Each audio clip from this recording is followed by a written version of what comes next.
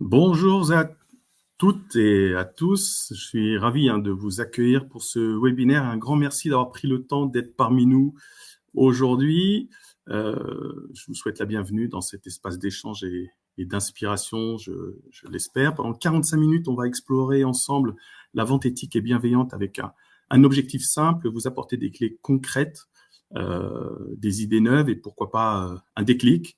À la fin de la session, je garderai 15 minutes pour répondre à vos questions. Alors, n'hésitez pas à les poser au fur et à mesure dans le chat. Je suis aujourd'hui accompagné et assisté de Kelly qui va recueillir l'ensemble des remarques et des questions et on prendra le temps à la fin de les transmettre et je vous répondrai avec grand plaisir.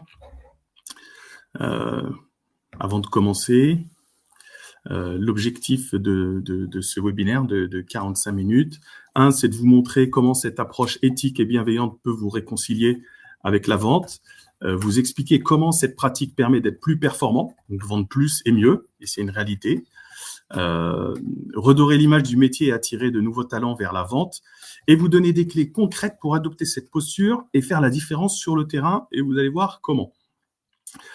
En quelques mots, Gérézo, nous sommes organisme de formation, cabinet de conseil et maison d'édition. Nous sommes spécialistes des formations RH, management et efficacité commerciale. Notre espace formation est à Paris-Montparnasse et nous intervenons partout en France. Vous pouvez retrouver l'ensemble des informations sur notre site gérezo.com.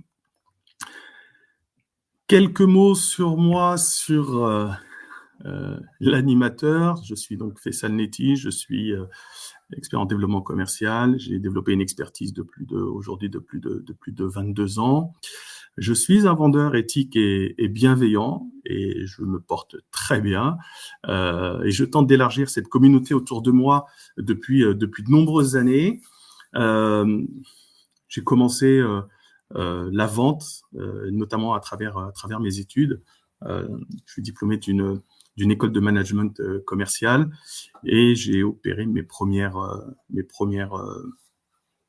interventions en tant que manager commercial, poste de direction au sein de Wall Street English, qui est un organisme de formation en anglais pour les Parisiens certainement et aujourd'hui partout en France.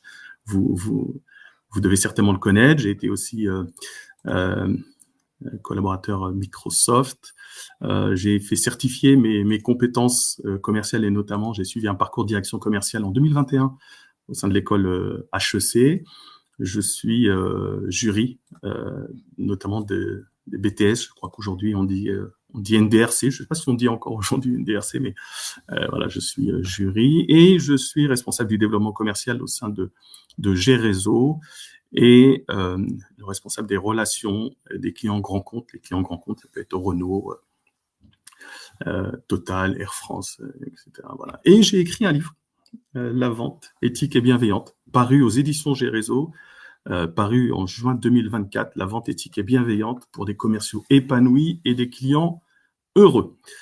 Voilà, on va pouvoir commencer 45 minutes, 15 minutes de questions-réponses. Moi, je me tiens à votre disposition et on peut démarrer. Et je pense que beaucoup peuvent se poser cette question du pourquoi ce livre. J'ai animé beaucoup de formations auprès de commerciaux, de responsables commerciaux. Et très souvent, les questions qui reviennent, c'est, ou en tout cas les remarques et les réflexions, c'est je n'aime pas les vendeurs, je n'ai pas aimé la vente, je n'ai pas aimé mon expérience en matière de vente. Mes vendeurs sont trop gentils.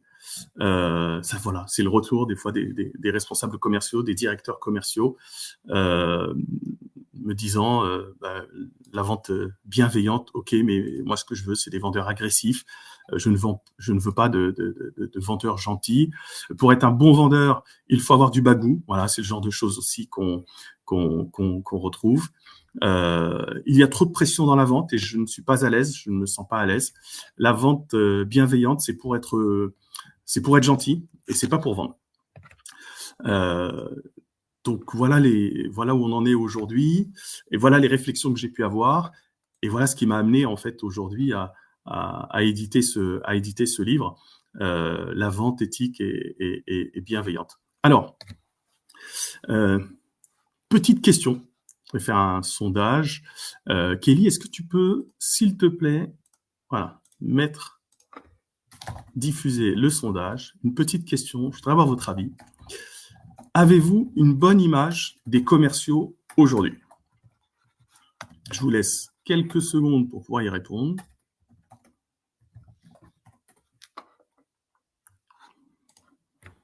Kelly, tu me dis quand c'est OK.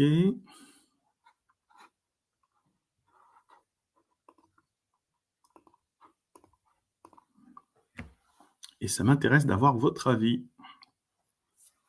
Avez-vous une bonne image des commerciaux aujourd'hui? Ouais, Kelly, merci. Je pense qu'on peut... Alors, c'est intéressant parce qu'on a des avis complètement mitigés. Alors, 55% nous disent oui, j'ai une bonne image des commerciaux et 45% nous disent non, j'ai une mauvaise image des commerciaux. Alors, c'est quelque chose qu'on retrouve assez souvent sur le terrain, pas de manière aussi mitigée. Et je vais vous partager une statistique. Et c'est aussi ce qui m'a poussé à écrire ce livre quand je suis tombé dessus. Notamment, c'est une étude récente de l'Ipsos qui a mis en relief les perceptions du public envers différentes professions. Et sans surprise, les médecins ont les meilleurs résultats. 87% des Français en ont une image positive. Et chose complètement déstabilisante, quand vous êtes formateur en efficacité commerciale, quand vous êtes responsable commercial, c'est d'apprendre que 70% des Français interrogés ont une image négative de la vente et des vendeurs. Et fort de ce constat, c'est de se dire, mais le métier de commercial est un métier nécessaire dans notre quotidien, dans le quotidien des entreprises, dans le business. Et comment est-ce qu'aujourd'hui, on arrive à un tel désastre presque, à un tel résultat? Et réellement, c'est ce qui m'a poussé aujourd'hui à prendre mon bâton de pèlerin et d'aller tenter de diffuser la bonne parole et de dire qu'il faut nécessairement évoluer, changer de pratique, et ça fonctionne. Alors, quel constat aujourd'hui, concrètement, sur le terrain, auprès des clients, auprès des vendeurs? D'abord, déficit d'image. Déficit d'image du métier de commercial. 81% des Français considèrent que les commerciaux mettent avant tout la pression pour vendre.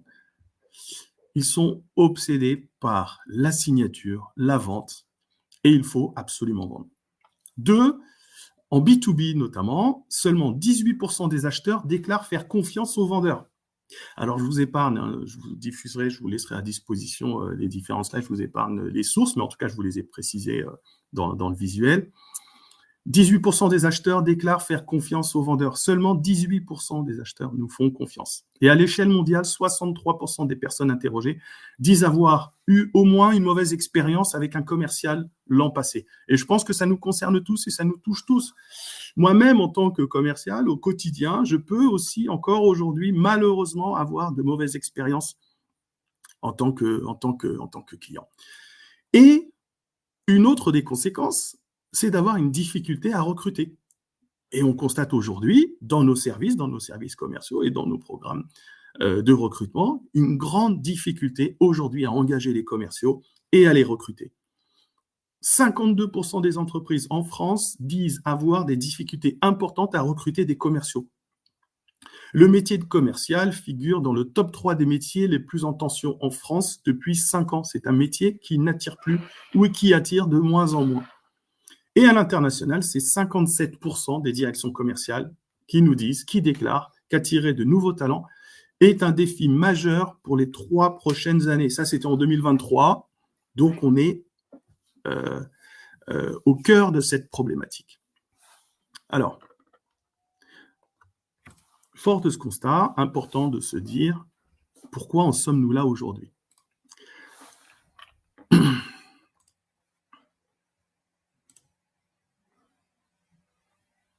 Alors, je voudrais partager avec vous mon retour d'expérience, ce que j'ai pu voir et ce que j'ai pu identifier durant toutes ces années, aussi bien sur le terrain, en opérationnel, en tant que formateur, en tant qu'animateur commercial, en tant que responsable commercial.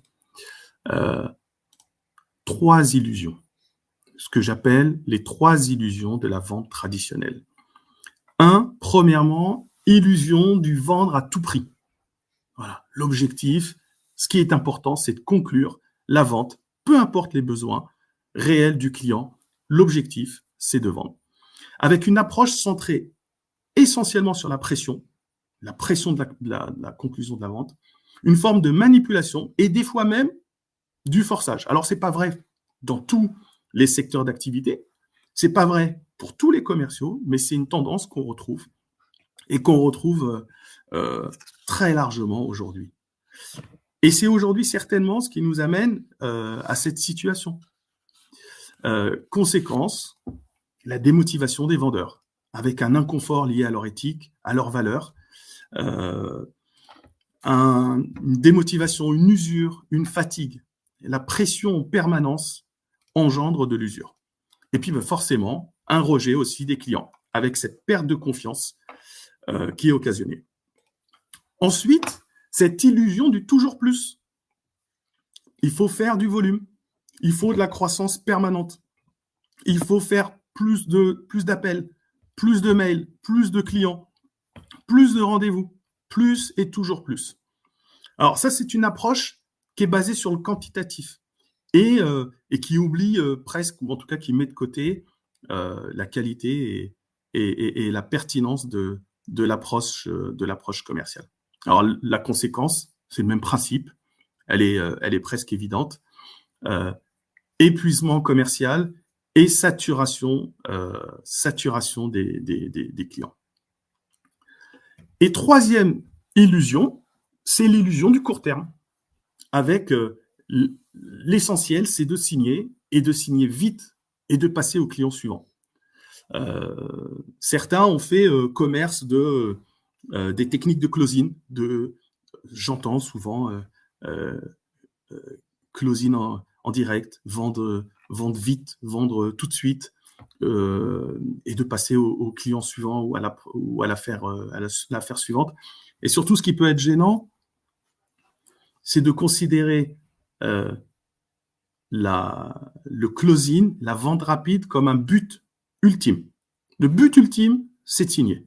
C'est pas de fidéliser le client, c'est pas de satisfaire le client, c'est pas d'inscrire la démarche commerciale dans la durée, c'est de signer et de closer, comme disent certains. Conséquence, vous avez une relation client fragile, une faible fidélisation et un manque de confiance à long terme. Vous poussez votre client à une signature rapide, vous ne lui laissez pas le temps de la réflexion, il a l'impression d'avoir été bousculé dans son processus de réflexion et de sélection. Et vous avez comme conséquence un déficit de confiance. Dans le chat, est-ce que par un oui, ça m'intéresse aussi de savoir qui a déjà rencontré des vendeurs en boutique, qui étaient dans cette situation où ils pratiquaient, où ils étaient victimes d'une de ces illusions, ou les 3.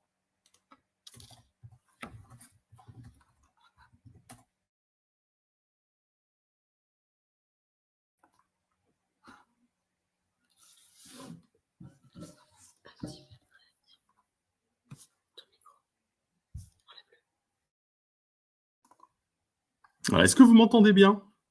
Je crois qu'il y a une coupure son à un moment, c'est ce que je vois dans les chats.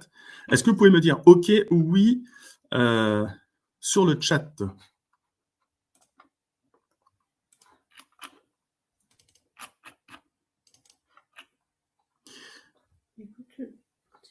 Voilà. OK, très bien. Là, ça y est, je vois. Merci pour les retours. Super. OK. Ouais.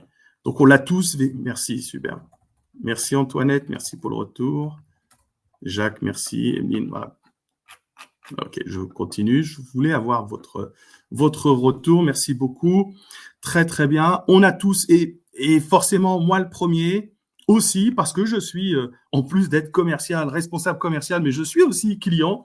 Et effectivement, je sens bien, à certains moments dans mes expériences de vente, que certains commerciaux, certains vendeurs sont encore dans cette illusion, une de ces illusions. Et c'est aujourd'hui ce qui nous amène à être dans ce type de situation.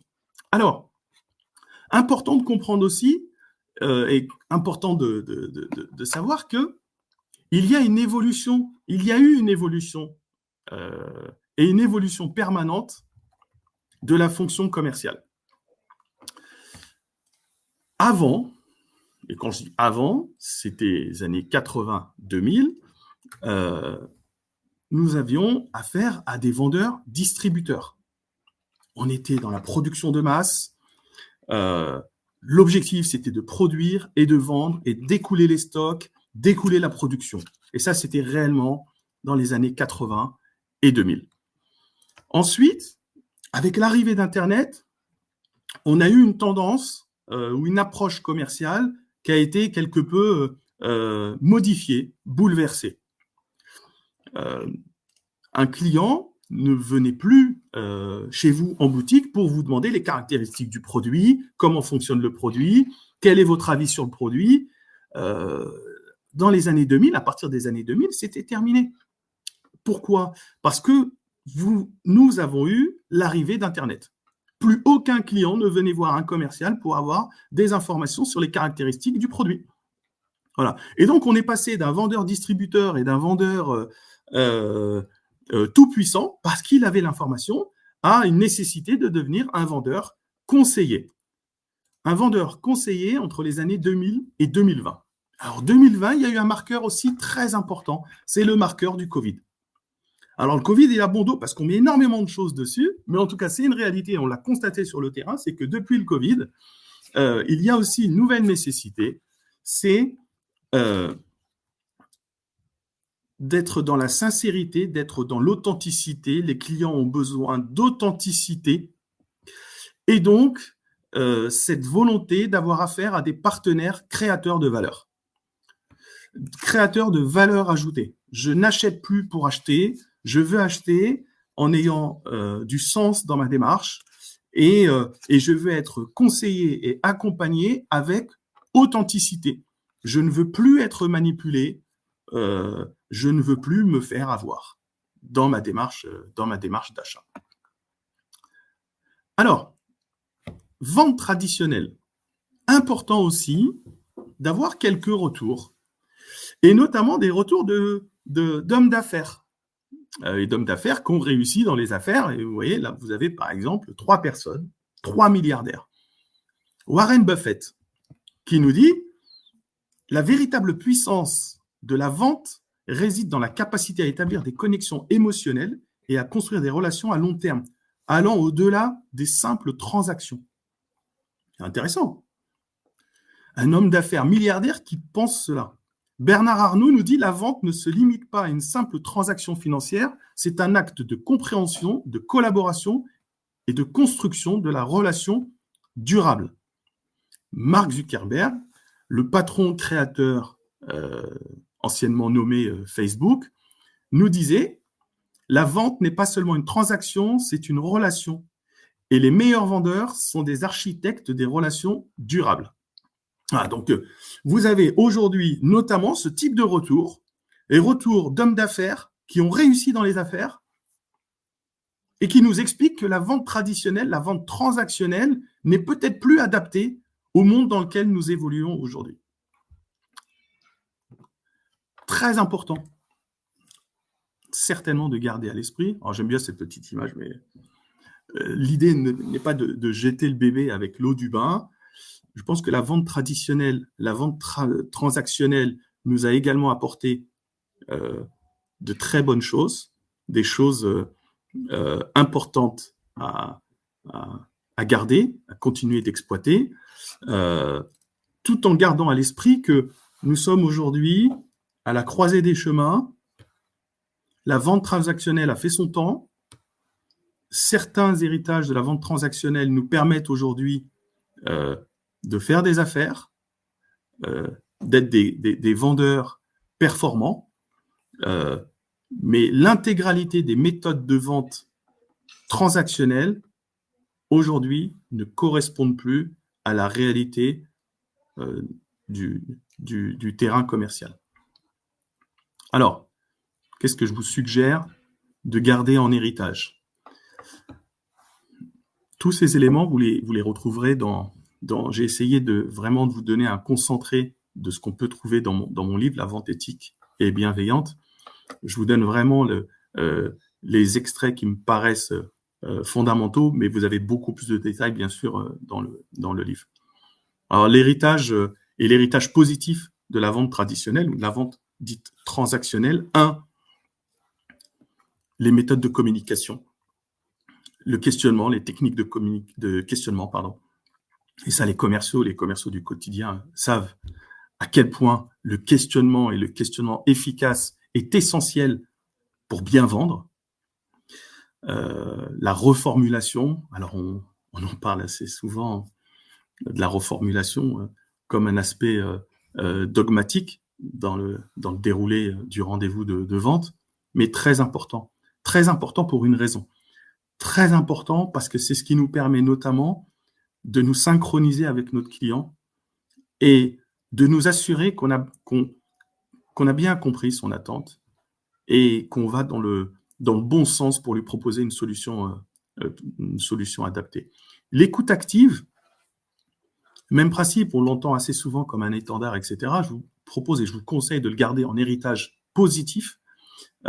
L'écoute active, l'écoute sincère, la connexion avec votre client va vous permettre de finaliser une vente positive pour votre client et pour vous-même. Et la communication verbale et non verbale. On voit bien, il y a tout plein d'études qui ont été faites, et notamment sur la communication verbale et non verbale. Aujourd'hui, encore une fois, on le garde en héritage. Et tout ce travail a été fait pendant la période de vente traditionnelle. Ensuite, vous avez les méthodes d'organisation. Je ne rentre pas dans le détail, même principe. On n'a pas beaucoup de temps, mais en tout cas en héritage, la loi de Pareto, qui vous permet en fait de concentrer vos efforts sur ce qui fonctionne, et sur ce qui est important, et notamment vous concentrer sur votre client et les besoins du client. Pomodoro vous permet de gérer votre temps efficacement. Même principe pour la matrice Eisenhower, vous pouvez les retrouver assez facilement dans mon livre ou sur le web si vous avez besoin. Il y a tout plein d'ouvrages là-dessus, voilà, pour avoir plus de détails. La connaissance du client, la pyramide de Maslow, par exemple, outil formidable de compréhension de la nature humaine. Même principe, ça a été développé pendant l'ère de la vente traditionnelle et les comportements d'achat. Et pour finir, les méthodes de vente, l'argumentaire, le son casse, les typologies d'objection. Voilà, tout ça, ça a été développé pendant cette période-là. Et c'est réellement les 4 piliers que je vous conseille de garder en héritage. Alors, dans ce contexte, je vous le disais, et des hommes d'affaires nous le disent, la vente éthique et bienveillante s'impose à nous. Alors, elle s'impose à nous, mais avant de commencer et de vous dire comment elle s'impose à nous et qu'est-ce qu'on peut faire et qu'est-ce qu'on doit faire, une petite chose avant de commencer. Alors, d'après le dictionnaire d'étymologie de la langue française, le mot bienveillance ne vient pas de... j'ai pas fait de latin, alors je vais essayer de vous le dire en bon français, ne vient pas de benevolentia, mais bien de bona vigilantia. Alors pour ceux qui ont fait latin, ils auront une meilleure prononciation que moi. Ce qui veut dire la bonne vigilance ou le fait de bien veiller. Et cette fausse étymologie a permis en fait une forme de détournement du sens qui aujourd'hui est plus synonyme de gentillesse. Alors quand on vous parle de bienveillance, on pense tout de suite à gentillesse. Et quand on parle de vendeur bienveillant, on pense aux vendeurs gentils, et pas du tout. La bienveillance, c'est veiller à bien faire. Alors quand j'ai des commerciaux qui veillent à bien faire, à bien analyser et découvrir le besoin du client, qui veille à satisfaire le client, à répondre précisément avec le client. Enfin, moi, en tant que responsable commercial, ça me va et ça fonctionne et ça matche très, très bien. Donc, la bienveillance, c'est surtout être attentif à exercer notre profession de la plus belle des manières. Je voudrais vous partager avec vous une expérience. Je vous parlais tout à l'heure des expériences quand on est client. Le jour où j'ai acheté un poisson à mes filles, j'ai 2 filles. Et on a l'habitude d'acheter des poissons rouges. Voilà. Et j'ai l'habitude de l'acheter dans une animalerie. L'animalerie, on a l'habitude d'aller.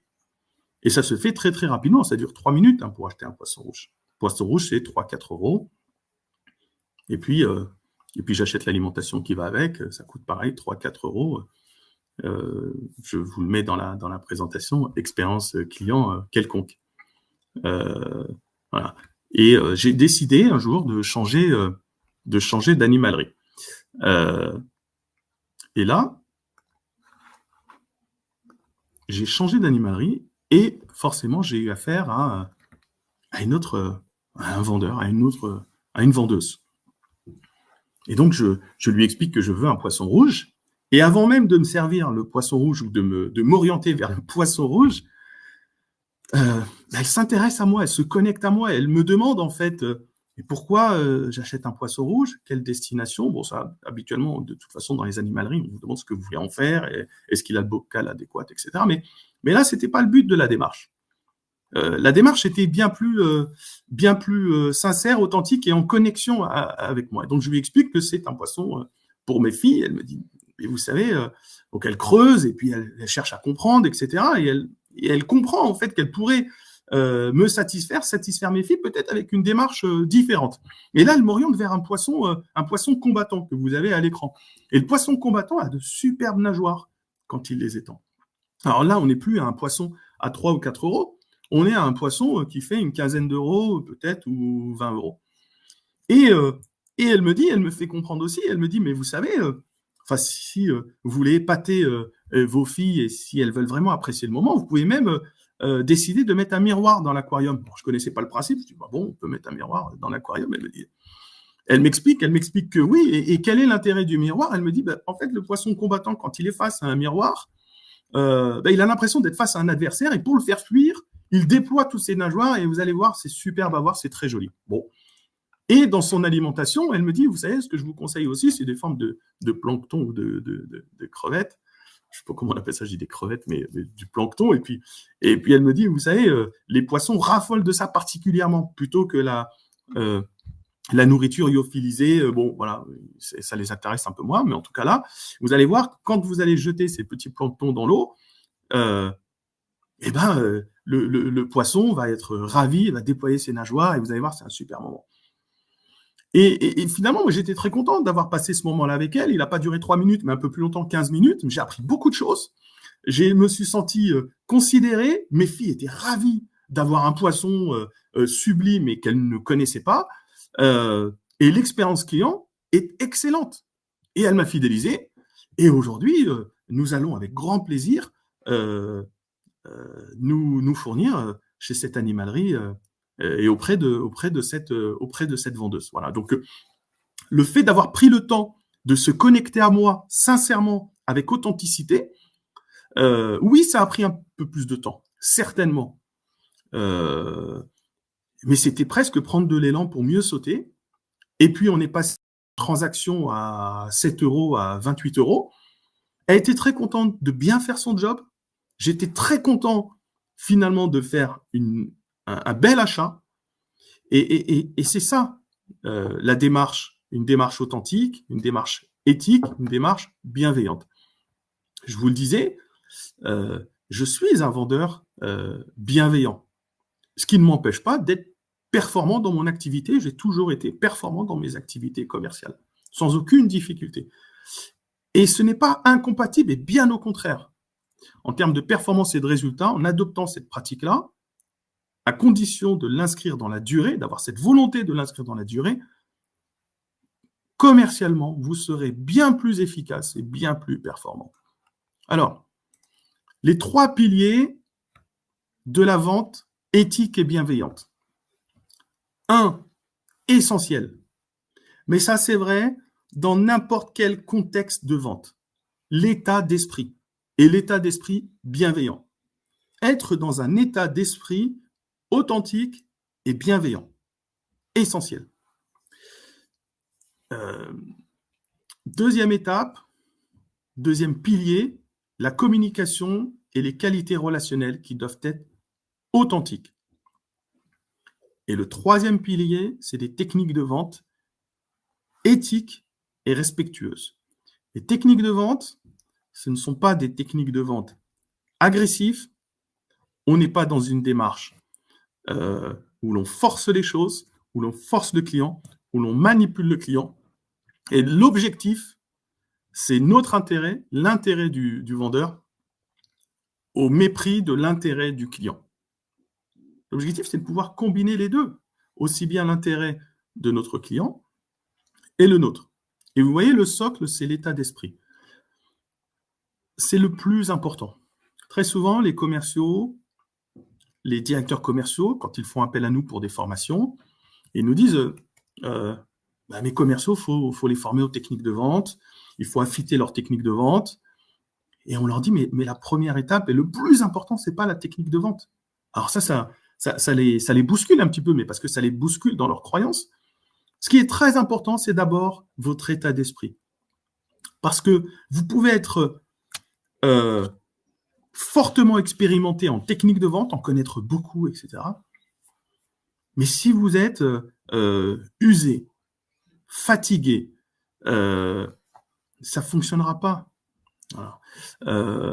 D'abord, commencez par l'état d'esprit positif et bienveillant. Ensuite, améliorez vos qualités de communication et puis, bien sûr, affûtez vos techniques de vente. Certains peuvent nous dire, des fois, nous poser la question, mais pourquoi la vente éthique et bienveillante? Alors, dans ce cas-là, puisque vous en faites la promotion, pourquoi est-ce que cette méthode de vente, ou en tout cas cette approche qui est adaptée à notre contexte moderne, pourquoi est-ce que vous pensez qu'elle booste la performance commerciale? 1, la confiance accélère la décision. Le business, la vente est basée sur la confiance. Quand vous achetez une maison, une voiture, peu importe, vous achetez parce que vous avez confiance en la personne. Si demain, vous avez affaire à un vendeur pour une voiture d'occasion et qu'il ne vous inspire pas confiance, je pense, en tout cas moi je le ferai, je déclinerai la proposition. La confiance est le socle de la vente. Les clients achètent plus vite ceux qu'ils jugent sincères et fiables. Voilà. Il y a une étude qui nous dit que 81% des clients déclarent que la confiance est un critère décisif d'achat. 81%, c'est énorme. Ensuite, la fidélisation coûte moins cher que l'acquisition. Un client satisfait et respecté nous recommande. Voilà. Et c'est plus 25% de ventes supplémentaires quand on augmente, par exemple, ne serait-ce que de 5% la rétention client. Et les commerciaux sont plus motivés, plus efficaces quand ils vendent avec plaisir. Alors, je vous parlais de cette dame qui m'a vendu un poisson combattant. Elle l'a fait avec beaucoup de plaisir.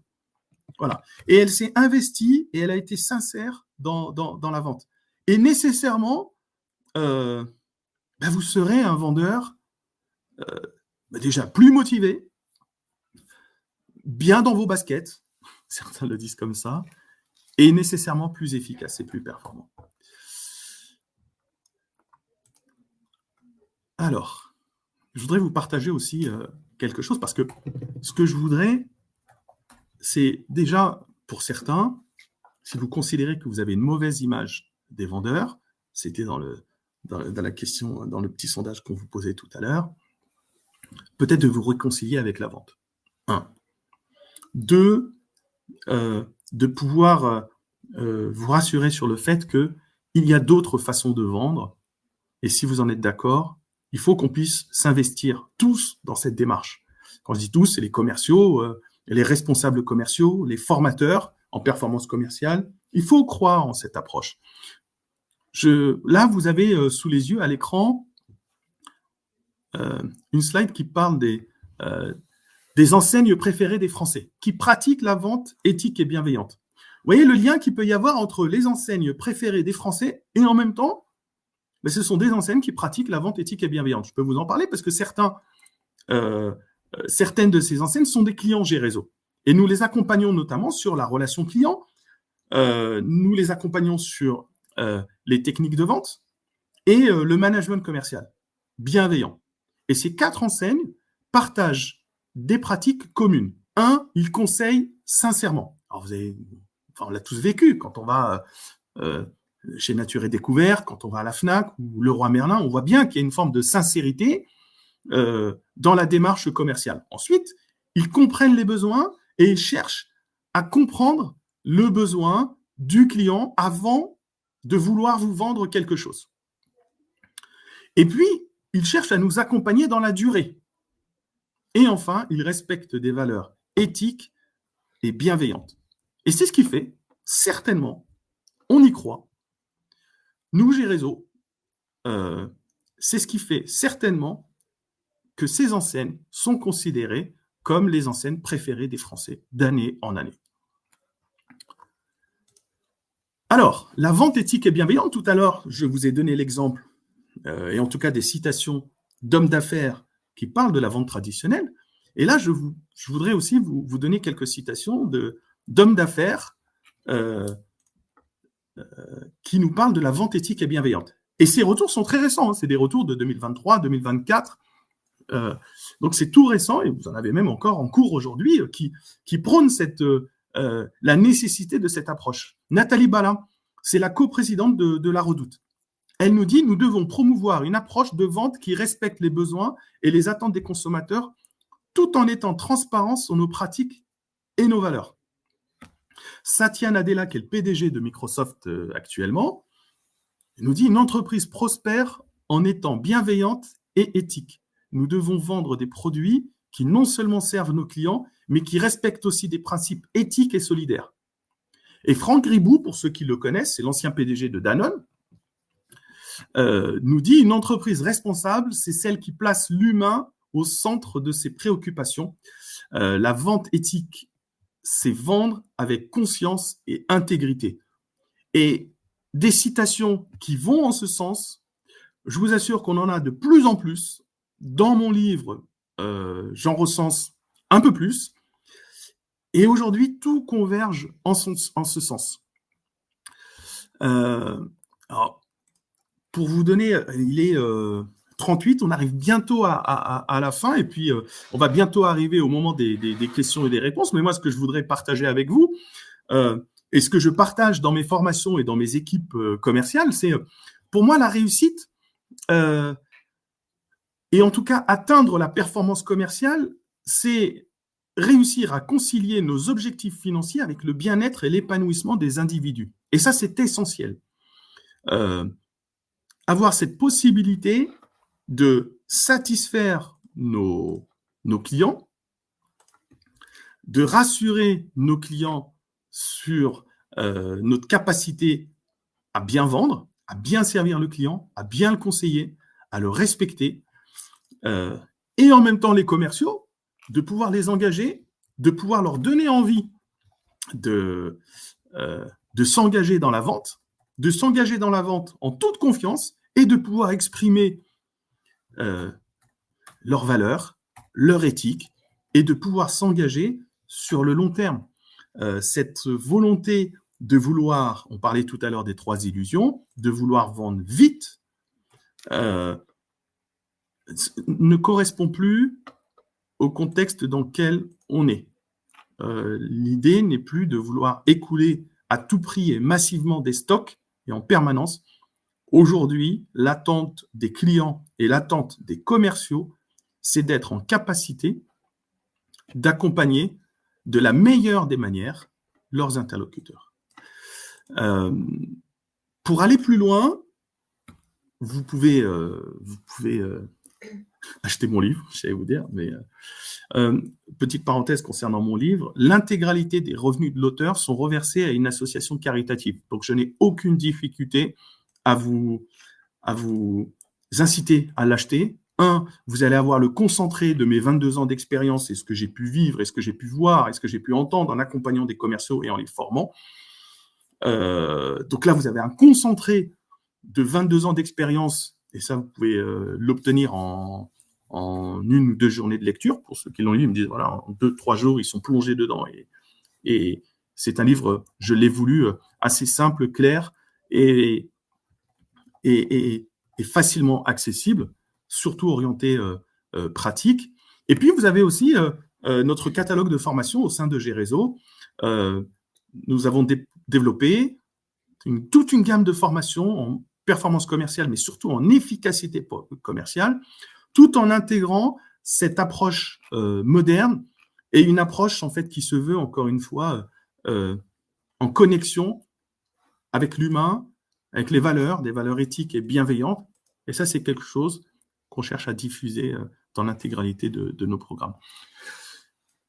L'objectif, c'est que cette parole soit diffusée au plus grand nombre, que l'on tente de redorer le blason des commerciaux et qu'on puisse rassurer aussi les nouvelles générations de commerciaux en leur disant « engagez-vous dans la vente et faites-le de la plus belle des manières ». Il y a vraiment un très beau chemin à tracer aujourd'hui. Voilà. Je pense que je vais laisser la place aux questions-réponses.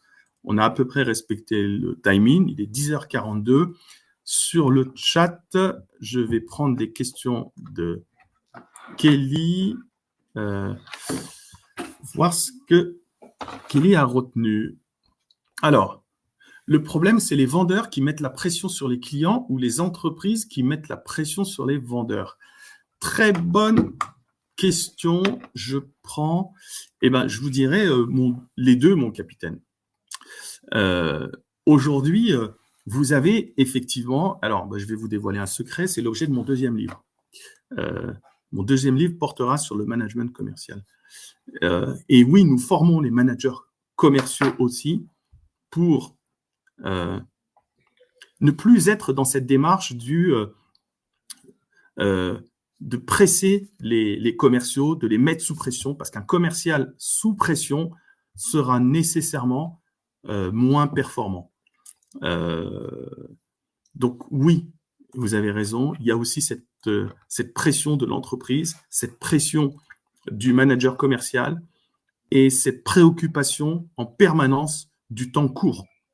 Et on veut inscrire la démarche commerciale sur le temps long. Bruno, quid de la responsabilité sociétale du vendeur, son impact socio-écologique? Alors, il y a un impact RSE du commercial. Mais Bruno, vous avez raison de poser cette question et de faire cette remarque. Aujourd'hui, et je pense que vous l'avez compris à travers ce webinaire, l'objectif, c'est de réinscrire la façon de vendre. Alors, on peut envisager de le faire, et c'est ce qu'on fait en formation, en profondeur, mais ce n'est absolument pas quelque chose qu'on va pouvoir faire en 6 mois, en 1 an. Et quand je vous disais tout à l'heure que je suis jury lors des examens de BTS, j'essaye aussi d'inscrire cette démarche dès le plus jeune âge presque. Et de dire que le vendeur a des responsabilités, l'entreprise a des responsabilités, et notamment une responsabilité RSE. Et il y a un impact et une conséquence de toutes les pratiques que vous allez avoir, que ce soit des pratiques manipulatoires ou que ce soit des pratiques où on ferme les yeux sur l'aspect écologique ou sur l'aspect socio-écologique. Je reprends votre terme, Bruno, parce que l'absolue nécessité, c'est de vendre. Et que finalement, si je dois vendre un produit qui est absolument pas écologique ou qui ne respecte pas l'écologie ou qui ne respecte pas la santé humaine, etc., en tant que vendeur, c'est d'assumer cette responsabilité et de dire non, je m'en dédouane et je ne le fais pas. Mais effectivement, il y a nécessairement cet ADN aujourd'hui à retravailler et sortir de cette absolue nécessité de vouloir vendre à tout prix, n'importe quoi, n'importe comment, pour cette simple idée du chiffre à tout prix. Je prends une autre question.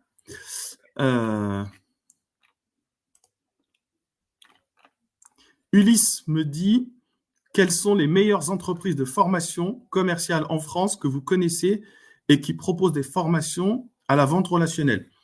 Bah, j'ai réseau, vous pouvez nous contacter. Voilà, on peut vous accompagner sans aucune difficulté. Je regarde s'il y a d'autres questions. J'espère en tout cas que ce webinaire vous a